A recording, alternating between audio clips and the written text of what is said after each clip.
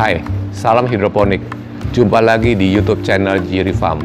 Dalam video kali ini, kita akan masuk dalam sesi kedua dari sesi diskusi bisnis dan marketing hidroponik. Saya akan bicara soal apa saja kendala bisnis hidroponik dan cara mengurangi risiko dan biayanya.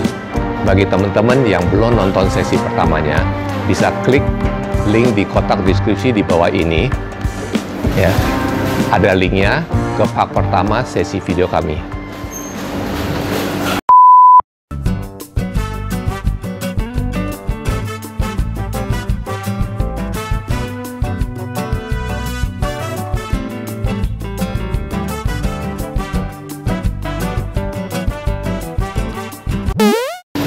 Untuk pertanyaan tanaman apa yang paling menguntungkan, nah ini adalah pertanyaannya relatif ya.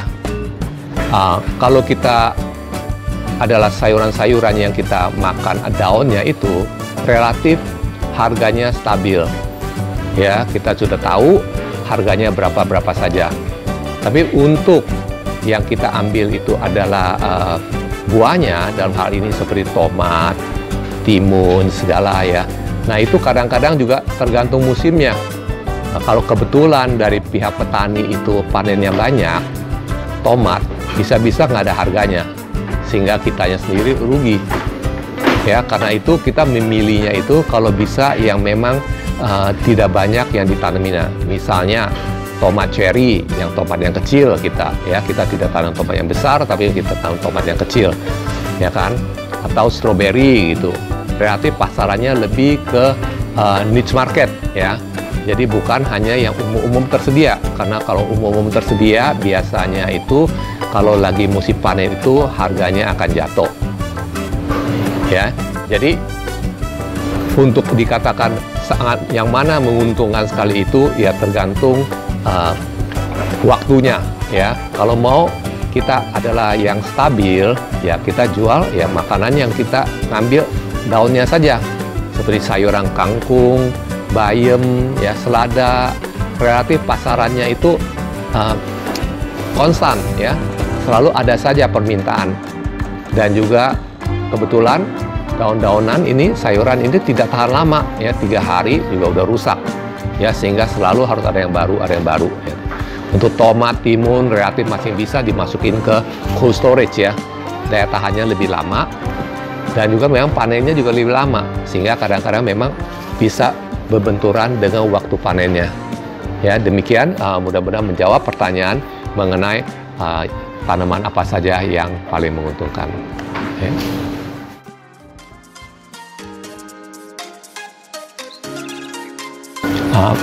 Pertanyaan nomor 4, ya, apa saja kendala berbisnis hidroponik? Cara meminimalkan risiko dan biaya. Ya, kendala bisnis hidroponik ini ada kita bagilah menjadi beberapa kategori ya. Satu kategori pertama misalnya faktor alam ya. Nah, faktor alam itu kadang-kadang ya bisa aja adanya angin topan ya, sehingga greenhouse kita rubuh atau tanaman kita menjadi berantakan. Kedua misalnya adalah hujan lebat. Karena di Indonesia sini biasanya kalau hujan itu kayak seperti diguyur, ya, diguyur, sehingga banyak sekali ya batang-batang sayuran itu yang boleh dikatakan rusak, patah, ya. Kedua adalah nutrisinya itu kecampur dengan air. Kalau kita nggak pakai greenhouse, ya, atau greenhouse kita ada pakai tapi bocor, ya, sehingga itu tercampur, ya.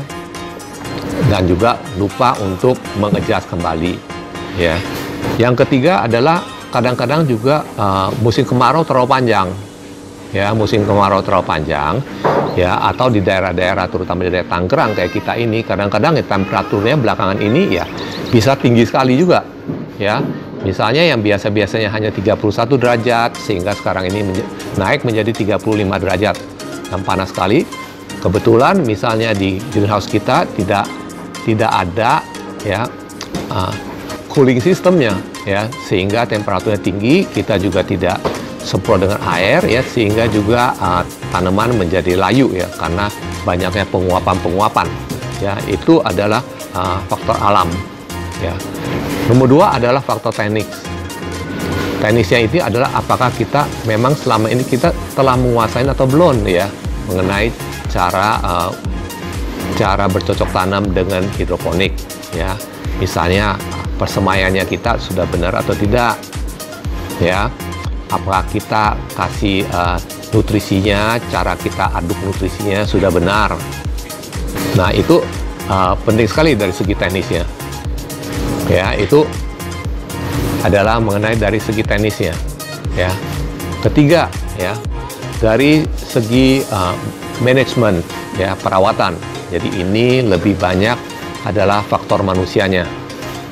Nah, di kita sini hidroponik ini yang paling penting itu adalah saya kira adalah memang perawatan, adalah manajemennya ya. Misalnya nomor 1 manajemennya, apakah kita membuat jadwal ya mulai dari persemaian sampai panen dengan benar ya, sehingga apa yang kita panen itu bisa terserap oleh pasaran ya.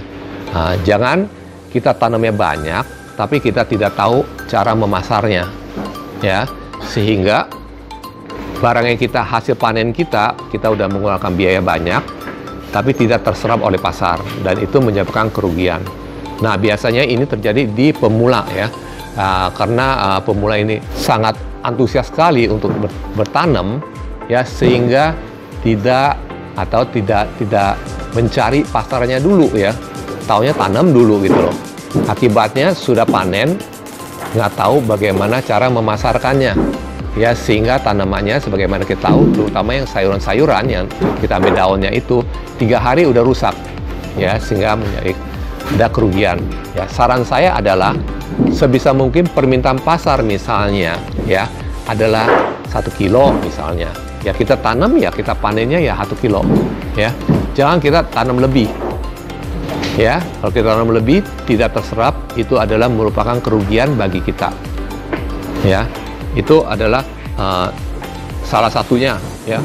Kedua adalah sumber daya manusia kita ya, orang-orang kita yang kerja itu ya, apakah ada rutin memeriksa misalnya pH air ya, apakah juga memeriksa ya nutrisinya ya, tempat penampungan nutrisi apakah berkurang ya, apakah juga memeriksa semua peralatan-peralatan berjalan sebagaimana mestinya atau tidak ya.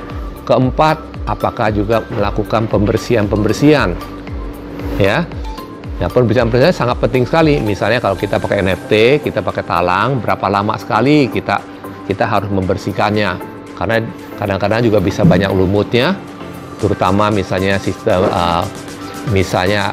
rakit apung itu biasanya di styrofoam atasnya itu banyak sekali lumut-lumut. Dan lumut-lumut itu juga mengkonsumsi nutrisi-nutrisi ya, sehingga kita perlu secara berkala itu membersihkannya. Nah, demikian juga kita harus memperhatikan mengenai pompanya ya, karena di dalam hidroponik sistem ini ya boleh dikatakan hampir ya pompa itu berjalan 24 jam. Nah, jadi kita harus memastikan pompa kita berjalan sebagaimana mestinya. Selanjutnya adalah mengenai listrik kita ya. Nah, dari awal ini bagaimana kondisi listrik kita yang ada di tempat kita, apakah sering mati listrik ya. Misalnya di daerah tertentu, terutama daerah-daerah yang kecil ya, bukan daerah perkotaan ya, di daerah desa, kadang-kadang mati listriknya, terutama luar pulau, mati listriknya bisa sehari mati 3 jam atau 4 jam. Nah, apakah pada saat kita pertama kali merancang, kita merencanakan untuk bercocok tanam ini, kita sudah mengantisipasi itu belum? Ya, jadi dari tahap awal sendiri kita juga harus mengantisipasinya. Ya, jadi itu adalah beberapa hal-hal yang perlu kita perhatikan. Ya, untuk tahap permulaan kita mulai usaha bisnis itu, banyak yang dari kita ini memikir karena kita mau hemat biaya investasi terutama, sehingga ada beberapa trade-off yang kita ambil ya. Contohnya misalnya ya, kita anggap misalnya membangun greenhouse itu mahal, sehingga kita tidak membangun greenhouse ya. Nah, akibatnya kalau pas lagi musim hujan, ya nutrisi tercampur dengan air hujan. Itu satu.